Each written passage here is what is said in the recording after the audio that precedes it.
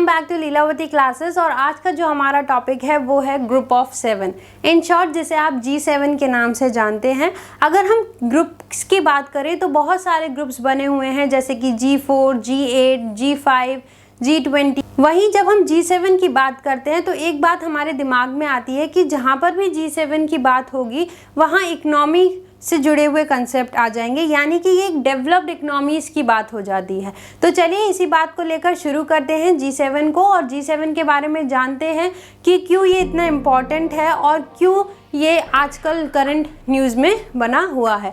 अगर हम G7 को देखें तो ये एक इंटरनेशनल इंटरगवर्नमेंटल इकोनॉमिक ऑर्गेनाइजेशन है।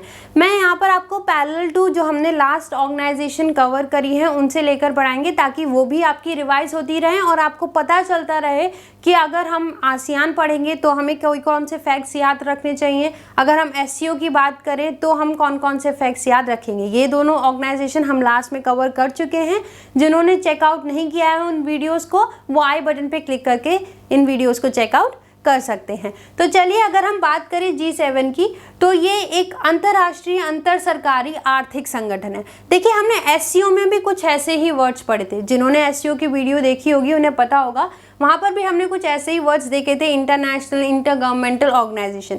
बस वहाँ पर एक वर्ड नहीं था, दैट इज इकोनॉमिक, जो G7 में शामिल है। ठीक, तो अगर हम SCO की बात कर रहे थे तब हमने देखा था कि SCO ऑर्गेनाइजेशन तो भले ही वो अंतर सरकारी थी, लेकिन वो एक स्पेसिफिक पॉइंट यानी कि एक इकोनॉमिक के रेस्पेक्ट में नहीं थी।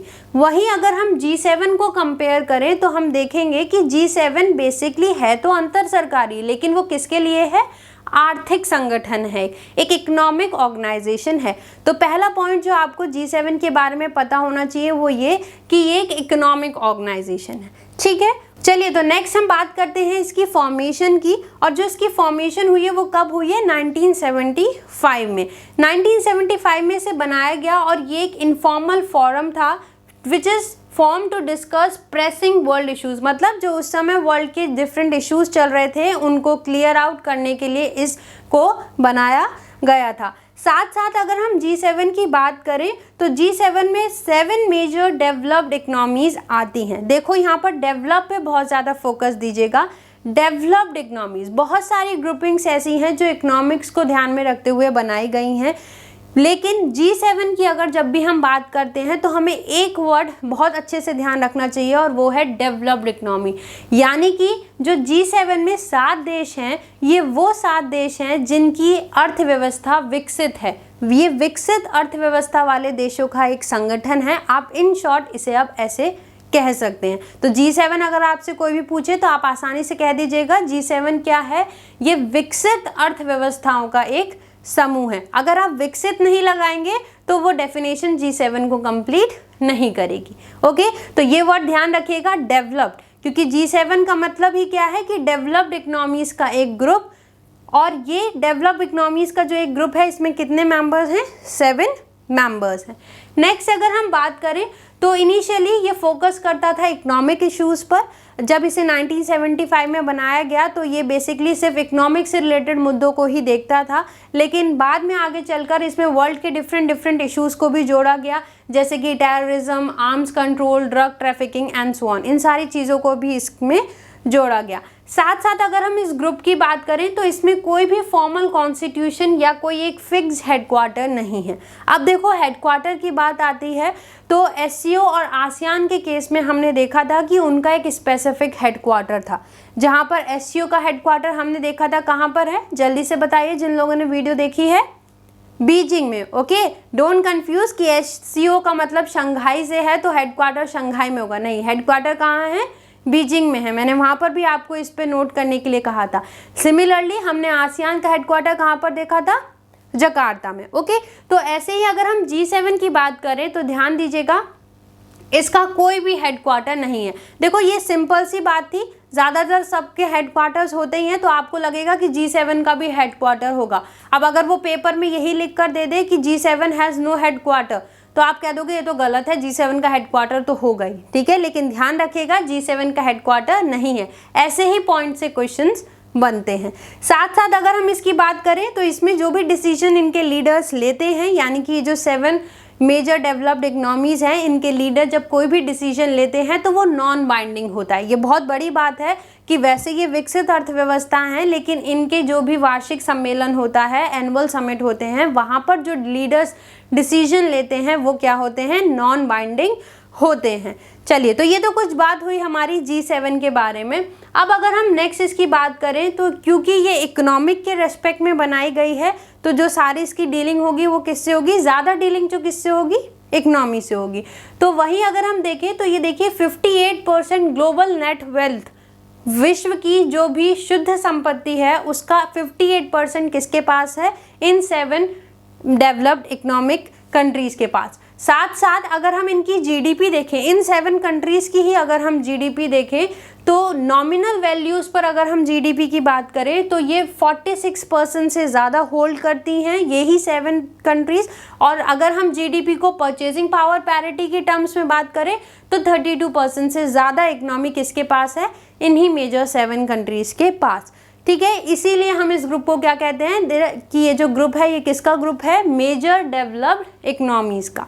ठीक, साथ साथ एक बहुत इम्पॉर्टेंट बात कि जो यूरोपियन यूनियन है वो इसका इन्वाइटी है G7 का। भले ही यूरोपियन यूनियन इसका मेंबर नहीं है, लेकिन यूरोपियन यूनियन इसकी सारी मीटिंग्स को अटेंड करता है, यानी कि इसके सारे समिट्स में एक as a member, as a invitee आता है। तो ये तो बात हो गई G7 की मेजर रेस्पेक्ट में बारे में कि कितने इकनॉमी वो होल्ड करता है एंड कब वो फॉर्म हुआ। अब बात करते हैं इसके मेंबर्स की।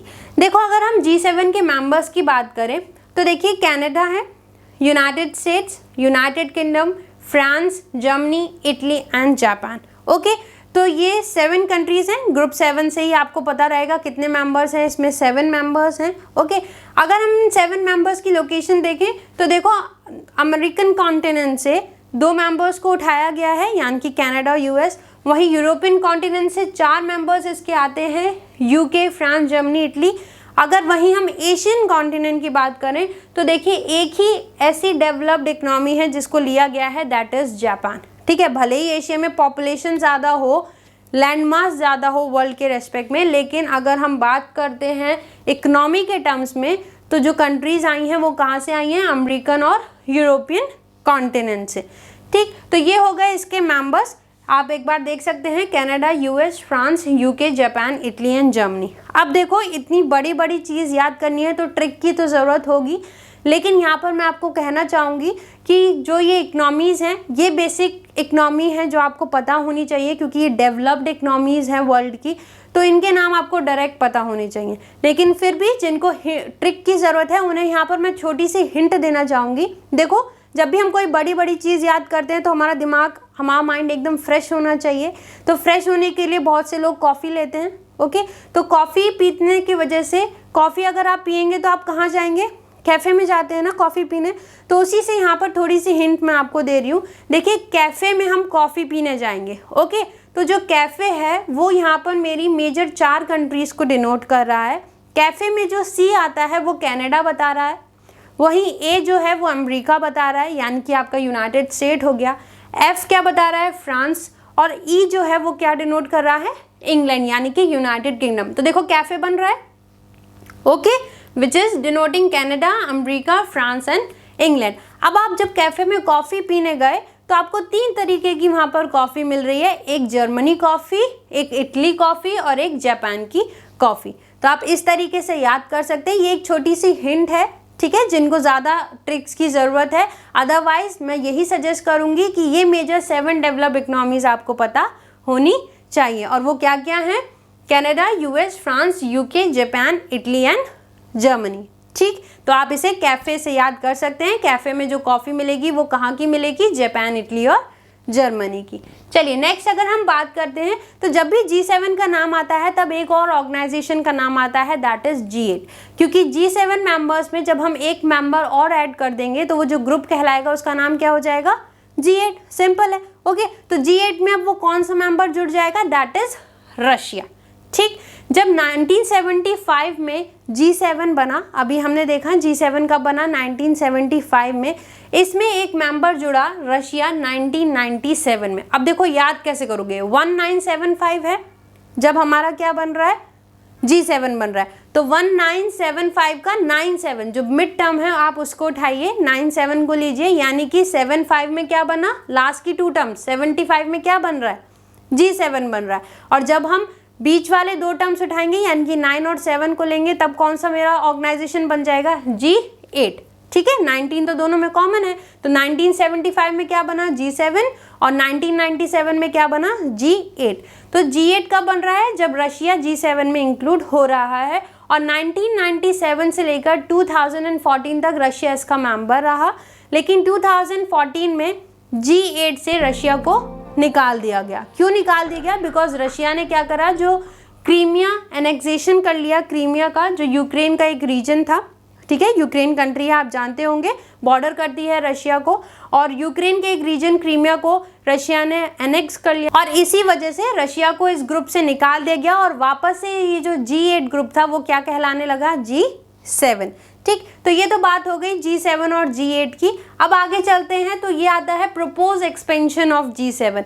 ये करंट से रिलेटेड है, अभी न्यूज़ में आया था कि डोनाल्ड ट्रंप ने बात की है कि G7 को और बढ़ाया जाए, G7 को बढ़ाकर वो G10 और G11 बनाने का उन्होंने ये प्रपोजल दिया है। ये अभी एक प्रस्ताव है, पारित नहीं हुआ है। ओके, तो G7, अब क्योंकि हम इसे पूरी तरह से डील कर रहे हैं तो सारी बेसिक इन्फॉर्मेशन हम इसके बारे में जान चुके हैं, अब बचती है जो करंट में इससे रिलेटेड न्यूज़ आ रही है।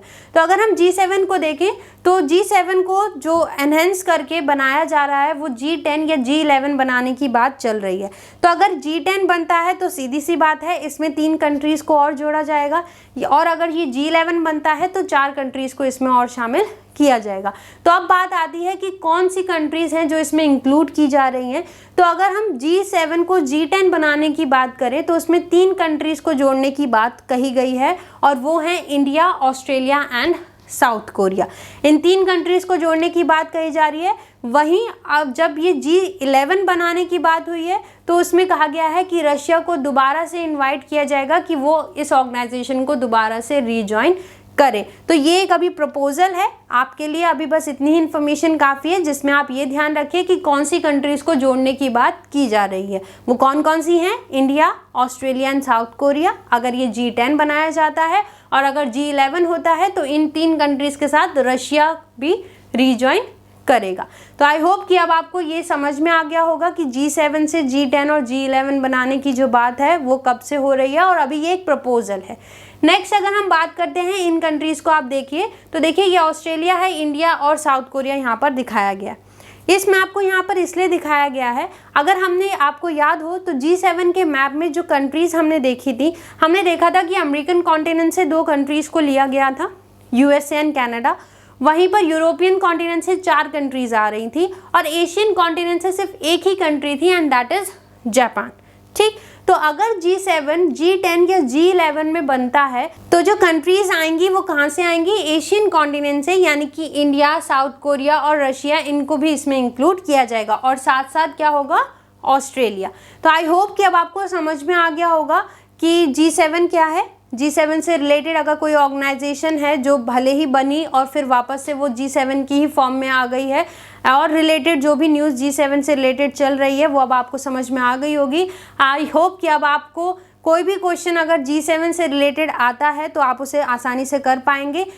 नेक्स्ट क्लास में मिलते हैं एक नई ऑर्गेनाइजेशन के साथ। Till then take care, good bye.